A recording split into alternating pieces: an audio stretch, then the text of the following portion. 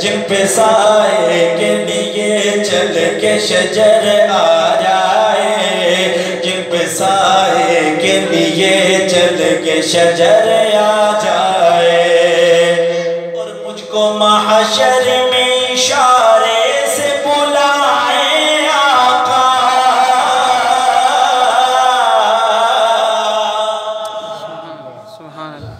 روز قیامت کا منظر شاعر نے کھینچا ہے کہ مجھ کو محشر میں اشارے سے بلائے آقا۔ اب آپ لوگ تصور میں یہ رکھیں کہ ہم میدان حشر میں کھڑے ہیں اور گناہ گاروں کی صف میں کھڑے ہیں،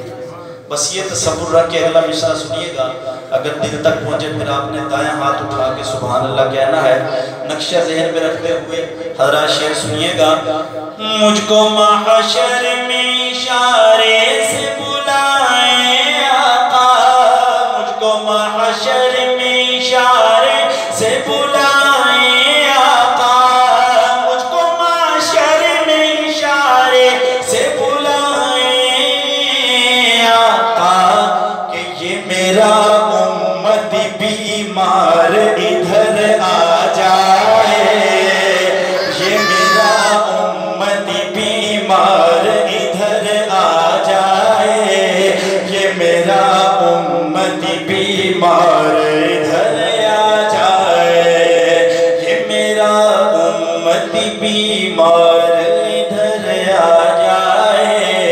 یہ میرا امت بیمار ادھر آ جائے،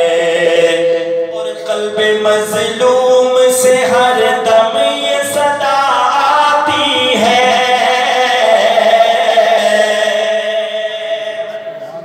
قلب مظلوموں کے دلوں سے کیا صدا آتی ہے؟ کشمیر کے جو موجودہ حالات ہیں وہ آپ لوگوں کے سامنے ہیں، انہی حالات کو ذہن میں رکھتے ہوئے شعر سنیے گا، اور اہل کشمیر سے اپنی جو ہے جذبات کی ان کی آپ جو ہے لاج رکھتے ہوئے، اگر یہی بات آپ کے دل کی ہوئی پھر آپ نے دائیں ہاتھ اٹھا کے سبحان اللہ کہنا ہے۔ کیا مظلوموں کے دلوں سے صدا آ رہی ہے؟ قلب مظلوم سے ہر دم یہ صدا آتی ہے، قلب مظلوم سے ہر دم یہ صدا آتی ہے، قلب مظلوم سے ہر دم یہ صدا آتی ہے، کاش اس دور میں ایک اور عمر آ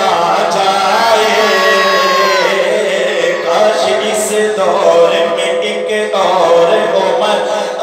جائے، کاش قسمت کے اندھیروں میں سحر آ جائے، میری آنکھوں کو دیار ان کا نظر آ جائے، کاش قسمت کے اندھیروں